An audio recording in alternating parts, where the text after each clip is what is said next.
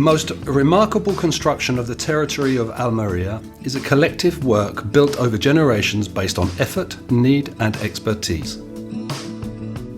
It is made up of thousands of dry stone retaining walls that terrace our mountains, the landscapes of water built around hydraulic systems and the traditional constructions of our villages and towns. What is more, most of them have been built from stone, the most immediate and abundant of elements. To erect these immense traditional structures, a technique known as dry stone is used. This achieves natural constructions without using binding materials, but only the lodging and the force of gravity. This technique has been used in the Mediterranean area, where it has given rise to the agrarian walls and landscapes that have supported the plains, and especially vine, olive and wheat crops, which are the basis of the historic Mediterranean diet. Se cogen las piedras, se van poniendo aquí en el balate y entonces se van cogiendo de estas pequeñas para calzarlo por detrás, porque si no las piedras se caerían para adelante. Entonces hay que asegurarlas para que la piedra no resbale. Y entonces la piedra hay que buscarle la cara, que nosotros le llamamos a esto la cara a los balateros. Y entonces hay que darle la pendiente para arriba, la cara así que vaya para arriba.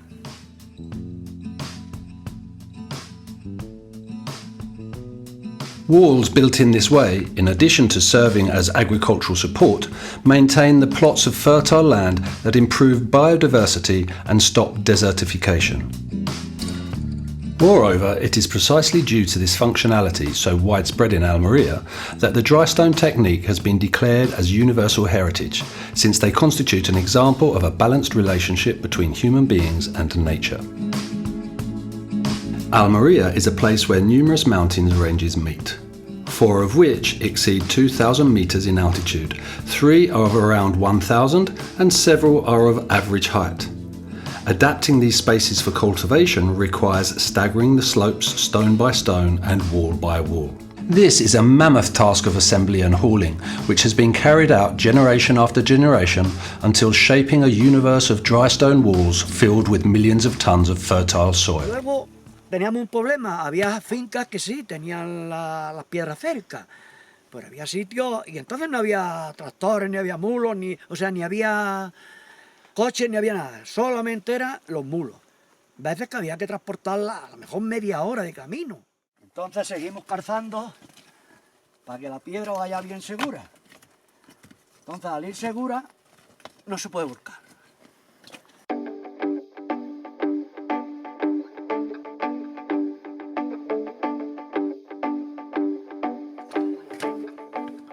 A handmade Almeria that the sheer volume of work and transformation of the territory represents the greatest human work of our ancestors. An extensive material legacy that reached its peak between the late 19th and early 20th century, coinciding with the rise of traditional agriculture and the expansion of the vineyard.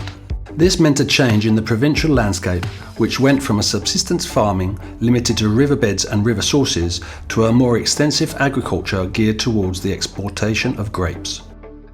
Luego ya pues hacía los brazales, pues coger y montar los alambrados, plantar las parras, que eso se llevaba bastante tiempo en poner, desde que se empezaba a hacer la finca hasta que se podía coger ya producción, podían los niños pasar 15 o 20 años. A new evolutionary leap, which after covering trellises with plastic extends and evolves with the spaces and intensive crops. This produce is raised now with the force of machines expertly handled by new personnel, resulting in a landscape more in keeping with production than with nature. Currently, part of the landscape of dry stone walls is being abandoned and the treasured parcels of fertile land are crumbling and obstructing dry riverbeds, multiplying erosion, decimating biodiversity and aggravating desertification. Reversing the process should be attempted. The last pockets of the dry stone technique are dormant in our towns and we are in time to recover their knowledge, regenerate the landscape, contribute to and stop depopulation. Y eso es lo que había, no había otra cosa. Y a pico y pala se hacía.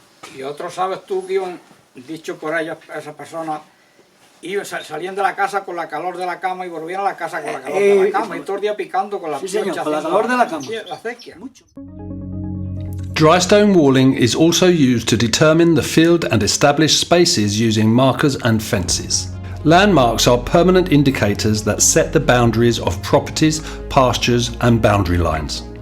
They are usually composed of a few stones placed to reaffirm neighbourhood boundaries, but they can also increase in number and in size until they are erected in elaborate mounds on the most visible peaks. These large landmarks reach their largest size in the slate areas and are landmarks of the territory that have not changed for centuries, especially if they correspond to boundary lines or provincial landmarks. Fences go one step further than just boundary stones and physically establish properties by erecting stone barriers that make it difficult for people, livestock and pack animals to pass through. Sometimes they are built expressly as refuges to protect the livestock. Fences add the function of windbreaks, stopping the air to protect areas of crops exposed to strong winds, especially the cold ones from the north. Among stone constructions, slate landscapes attract attention, which have also generated a traditional architecture of their own in areas of Filabres, Alto Nacimiento and Sierra Nevada, both in the living spaces for people and animals destined for agriculture and the road network. As for living quarters, the main distinctive element is the eaves of the roof.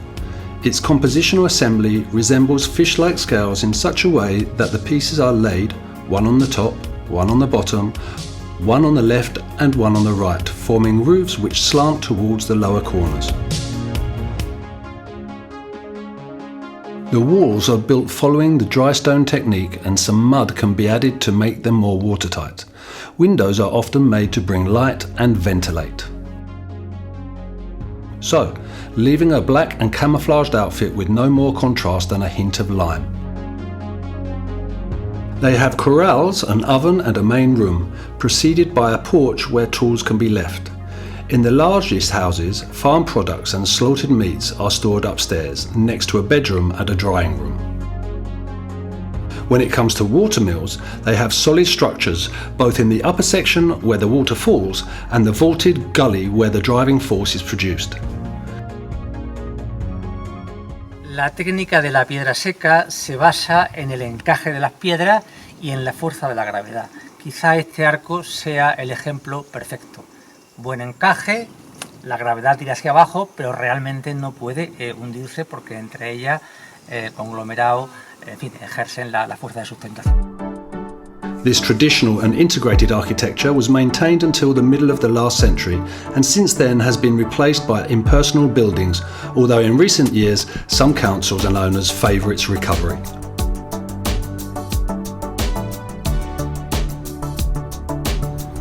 The abundance of cattle in the sunny areas of Filabres and to a lesser extent in the slate areas of Sierra Nevada has led to the existence of quadrangular corrals adapted to the slopes, with slate walls and sheds to shelter the livestock, separate the cattle or protect the recently calved young. The walls were crowned with wide cantilevers to prevent the foxes, wolves and nail cats getting in. They even deterred bears that lived in the area until the beginning of the 17th century. Some have a cross or anthropomorphic figure of white pebbles as a protective totem against electrical storms, evils and diseases. Dovecotes, as a necessary space for subsistence, were normally located on the top of the house, but in the open field it was common to build a small freestanding building. These had wall holes which were left for the nests. Alternatively, pieces of stone were embedded to form a kind of bookshelf that filled the wall. A small access gate, a water basin, rods to perch on and a hole safe from martins and cats made up its sparse furniture. The cobblestones cover the ground to make it more resistant and practicable, and so spaces for public use, especially those for transit, used to be paved. In the domestic realm, the courtyards and ground floors of some farmhouses were also paved, especially in the corridor that led to the stables. In the areas with slate, the rest of the house was also floored with large pieces of this material. Most of these cobblestones have disappeared, but there are still forgotten sections in mountain areas which have been inherited by dense road networks that linked towns and villages, the population that used them in their daily movements.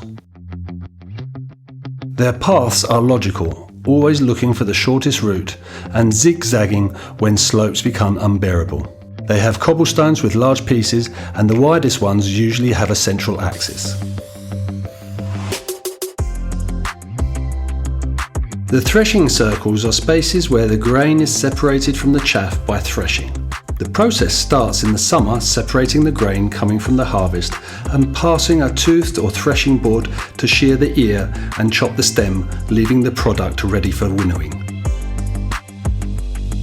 Finally, the grain is stored in the farmhouse barns and the straw in haystacks, and so completing a communal task in which relatives and friends participate.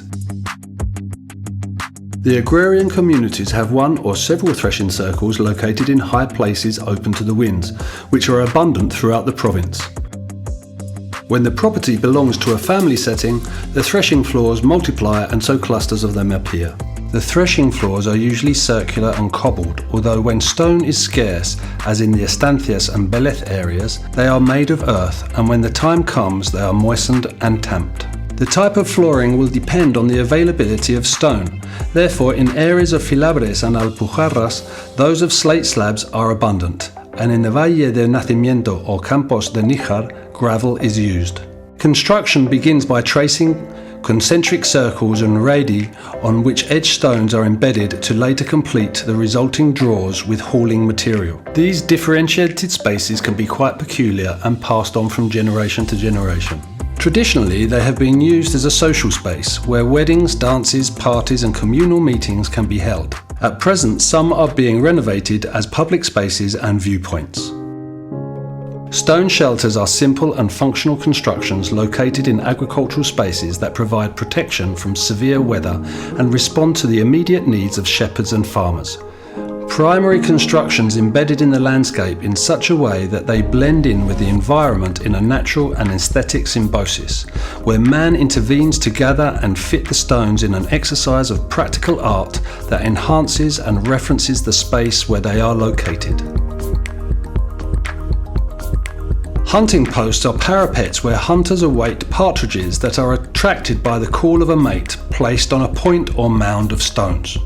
Hunting as a sport and a food supplement has always been linked to the traditional world where these buildings located on heights dominate the abundant territory.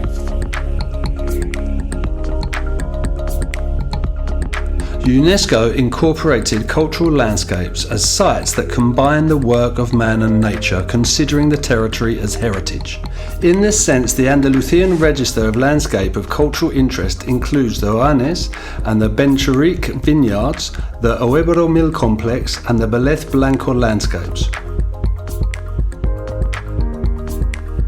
Also in Filabres, the Slate Towns, together with Taal, Alcudia and Chercos.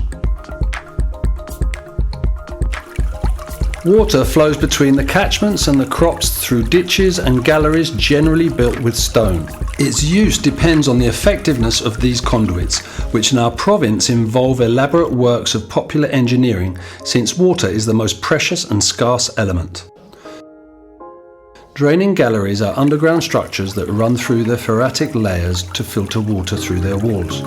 These are generally made of stone and guided outside by gravity. They can be from a few meters to several kilometers long and usually have ports through which to extract the materials from their excavation. The traditional channels run on the ground and can have cobbled sides and floors to stop the fall and slow down the flow. The mother channels employ underground passages, shoring, partitions and supporting walls.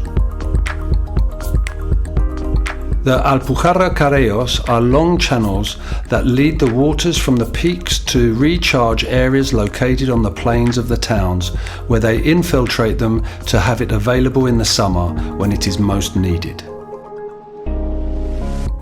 The cañadas are growing spaces designed to capture rain runoff from the hillside. Each of its step terraces therefore receives the water from the sides and the surpluses of the upper crop. When the downpour occurs, the ravine comes into charge, filling its chain of terraces that will retain the water both on the surface and in depth.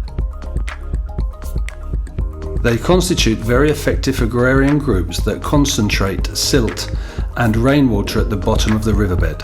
Cocones are rainwater reservoirs used by shepherds and farmers to use while they stay away from their usual sources. Those for livestock take advantage of storms to fill up large artificial puddles, but those used for human consumption are much smaller. They are built by making holes in the rock, although they can also be natural. Sometimes a small set of connected cavities is cut to allow the collection of very weak rainfall. The cocones are landmarks of the territory known by shepherds and farmers who not only fulfill their mission of supplying their livestock and crops, but also use them as points of reference and place names. Stone has always been used as a support for artistic, amorous, ritual and playful manifestations. A counterpoint to the extensive variety of functional dry stone constructions in which Almeria is a benchmark. Dry stone constructions favour plant and animal life, offering shelter to birds, insects, reptiles and rodents, which are the basis for the food chain of larger species.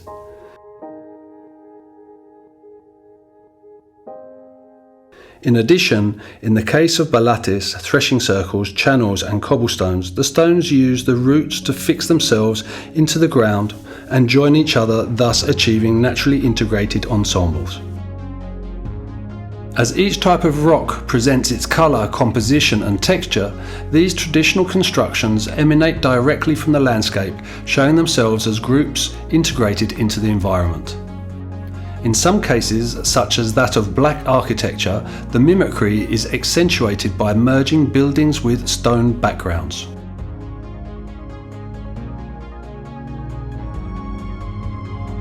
La arquitectura negra, sobre todo la más tradicional, es muy parca en materiales.